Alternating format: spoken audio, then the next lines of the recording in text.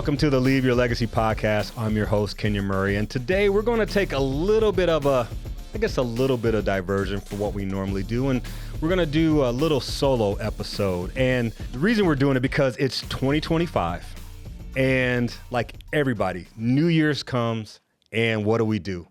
We set New Year's resolutions. And I know we're only a few weeks into the new year, but sometimes we have to reset really early.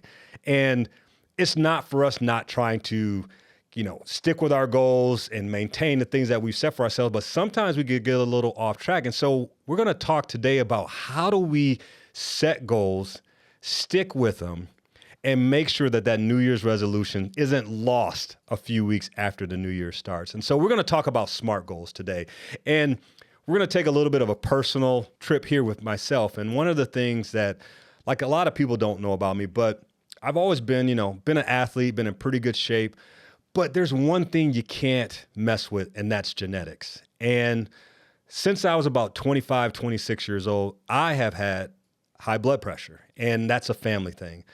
I have people in my family that have been diabetic. And so my health has always been something that's been really, really important to me. And we know how it is. You finish playing, you're not as active, you have kids. There's a lot of, let's say, tournaments on the weekend, so you're eating a lot of fast food kind of thing. And so, sometimes that waistline gets a little bit big. But for me, it was my blood pressure went up, and there were all these other factors. And so for me, it was always about, okay, how do I get back in the best shape? So I'm going to take a little bit of my own journey here and just talk about over the last year, I've lost about 35 pounds. And when I went into it, I'm thinking, I need, here's the goal I'm going to set for myself. I want to get back to my playing weight. And that may never happen, but my playing weight was about 210, 215 pounds when I was at the University of Iowa. And that was my goal, right? And so as I've gotten into this journey, I've really kind of leveled off. And I've been about 217, 218 for like the last 3 months. I'm like, man, what's going on? Well, I still was losing inches. My blood pressure went down. My cholesterol went down. All these things that were very positive because this is what I wanted to do. The weight loss definitely helped, but it's all these other things that I put into place. And so I got to thinking, like, is it really about the weight?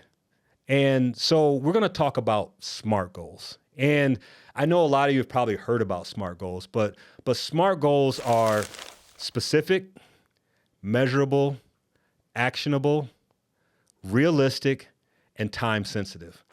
And I think that's where we need to be when we set any goal for ourselves, whether it's personally, business-wise, fitness, health, those kind of things. I think we all need SMART goals. So let's talk about the first thing. Let's talk about specific goals. Now, this is where you have to start, and you have to have a really, really good idea of what you are trying to accomplish. So for me, it was, okay, I want to lose 25 pounds, whatever it is. So now it's like, how am I going to get there? And when you talk about that kind of goal, there's a lot of factors that go into it, right? There's like, okay, what am I going to eat? How am I going to work out? What am I going to do? So you have all these things that factor into that specific goal of losing that weight. And that's okay. But you have to be willing to, one, look in the mirror and say, okay, what is that I have to improve? Do I have some bad habits, good habits that I have to change, right? Is there anything like, time sensitive? Like, do I have the time? Like, you have to adjust. Are you married? Do you have kids? There's all these other things that go into you creating that one specific goal, right? So you have to pare it down. Now, when we talk specifically, it can change a little bit based on the things that are going on in your life, but you have to start there. So one, start with a very, very specific goal. The second thing, how are you going to measure it, right? Are you going to measure it through the weight loss? Are you going to measure it through inches lost? Are you going to measure it through your body fat? One thing that I put into my plan this year is I wanted to run a mile every day, but I wanted to lower the time it took me to run a mile. Now, I was always under the thing, like, as a basketball player, like, if I don't have a ball, there's really no reason for me to be running. But when you talk about cardiovascular health and things like that, that's something that I really have put into play. So for me, it was like, okay, I'm going to run a mile every day that I work out, and I work out 5 to 6 days a week. So I'm going to run a mile every day.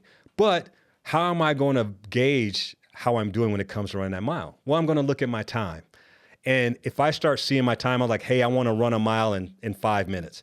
That's the time I set for myself. Now, it may take me a while to get there, but I have that one thing that's measurable that I can get to, right? And once I hit that, then you look at, okay, now I'm going to go back and I'm going to maybe reevaluate, do some different things, do a different goal, and put myself in that pace. Because for me, cardiovascular health is a big thing when it comes to living a long and healthy life. And so that's one of the things that I put into place. So make sure that your goal is measurable.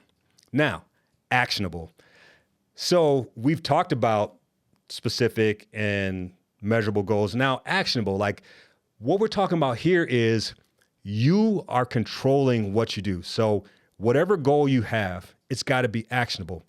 So in some of the things I do when it comes to the business, right? I make sure that I set aside 30 minutes every day to focus on this part of my business or that part of my business. I also take about 30 minutes every day to focus on the spiritual side. So these are things that when I think about like my mental wellness and my mental health, those things have to be in line. So for me, it's, am I taking that time out, right? Am I taking the time out to focus on those things? So that's an actionable item that I look at that really helps me. And then if I'm not doing it, like it's on me. But part of being locked in, and I've learned this a lot when it comes to making sure that I do the things I'm supposed to do every day, is when it comes to actionable items, one thing that I would definitely encourage you to do is find an accountability partner. And for me in the gym, it's a personal trainer. For other things in my life, it's my wife. I have a Bible study group that we meet, and we always are sending each other text messages and things like that. We're always inspiring each other. So sometimes after a Bible study meeting, we're like, hey, we want to do these things. And so we check in with each other for that week, right? Hey, have you done this? We agreed to do this week. And so sometimes an actionable item can be something that is really, really good for you if you have an accountability partner.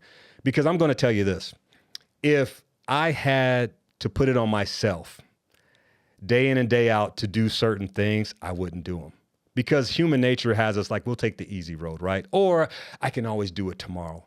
But part of the actionable part of your goal setting is the idea that you're going to stick with it. The idea that with this actionable item, you're going to continue to move towards the goal that you set in the beginning.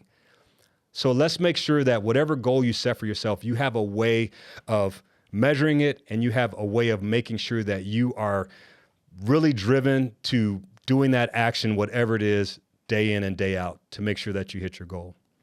Now, this is the part I think some people get hung up on, and that's be realistic about your goals. Now, it can be discouraging for some people, but I think setting realistic goals, even in the short term, can really help you develop habits that will help you achieve other things in life. And so realistically, sometimes like I'm going to run a marathon this year. I mean, I'm just being real. With me trying to run a mile every day that I work out, I'm probably not going to run a marathon this year, right? So for me, getting back to where I want to be, whether it comes to my health, is like, that's not a realistic goal for me. A realistic goal, like I said, is running a mile every time that I'm in the gym. And so I think we have to be true to ourselves. We have to be cognizant of the things that could definitely deter us from being able to hit a milestone or a goal that we believe is realistic for us. But we have to make sure that in our mind, our heart, and everything that we have going on in our life, that there's balance. And sometimes you have to scale back that goal to make it realistic, but that's okay, because everything we do takes steps, right? Whether it's half a step, 2 steps, whatever it is, right? Everything we do is about taking steps to getting to where we want to go. So setting realistic goals, first takes you looking in the mirror and having that true, unadulterated, transparent inventory taking part of where am I at, where do I want to go, and how I'm going to get there. So make sure that you set a realistic goal. Now, last part, I think this is super important too, is time sensitive. In the business world, we always have due dates, right? We have certain things we roll out regardless of the plan. You want to make sure that you have these deadlines to meet. And for some of us who are procrastinators, now I will admit, I have been a procrastinator in my past, but as I've gotten older and I've started to do different things in my life, when you set deadlines for yourself, when you have things that are time sensitive, one, it really allows you to create a schedule for yourself to make sure that you are taking steps to hitting that goal every day. And so you want to make sure things are time sensitive, and don't put too much time on when you start and when you want to finish it, especially for some realistic goals, right? You have to shorten that time frame in order to stay locked in. That can also come from the accountability partner that you put in, because if you guys are working on something, they may say, hey, we need to have this done by this date, or we're working this together. We need to hit this goal by this date. All right. We want to be able to run a mile in 5 minutes, 30 days from now. And so having those time sensitive things in mind when you're setting your goals is very, very important as well. So we've talked about what smart goals are. Now, 2025, I think, can be the best year for all of us. And if you think about any goal that you set for yourself, whether it's a New Year's resolution, it's a business goal, a health goal, a relationship goal, a parenting goal, whatever it is, to be the best version of yourself, you have to create these kind of habits. Habits that are going to continue to work with you, whether or not it's for the same goal. These habits are going to allow you to continue to do the best things for yourself. You can become a better husband, father, son, mentor, mentee, whatever it is. Setting goals like this for yourself and sticking to them allows you to become the best version of yourself. So let's take 2025. Let's look at it as a year of change, a year of you becoming the best version of yourself. Because when you do that, you impact other people. Because the one thing I always want you to remember, when we talk about leaving a legacy, you're leaving a legacy for someone. There's always someone that's looking to you to set the example. And if you do these things to improve yourself, you're going to improve each and every person that you come in contact with. That being said, let's have a great 2025. Let's keep connecting. The Leave Your Legacy podcast is brought to you by Covenant Workplace Solutions. Covenant is a full-service workplace mental health and wellness partner, helping organizations across the country strengthen the lives of their employees and the families they go home to every day. Your employee assistance program should raise the bar, not simply check the box. And Storyline Multimedia. Storyline is an Iowa City-based media company that creates high-quality video, photo, and audio for local businesses. They produce a number of great podcasts, including this one.